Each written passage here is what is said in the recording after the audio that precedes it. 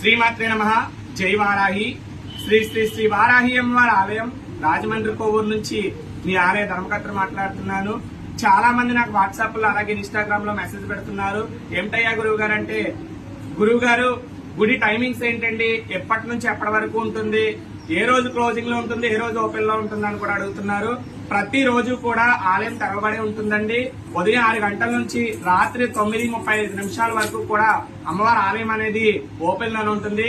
కావున ప్రతి ఒక్కరు కూడా ఈ యొక్క వీడియోని 10 మందికి షేర్ చేసి ప్రతి ఒక్కరికి సమాచారాన్ని అందజేస్తారని మనస్ఫూర్తిగా కోరుకుంటున్నాను.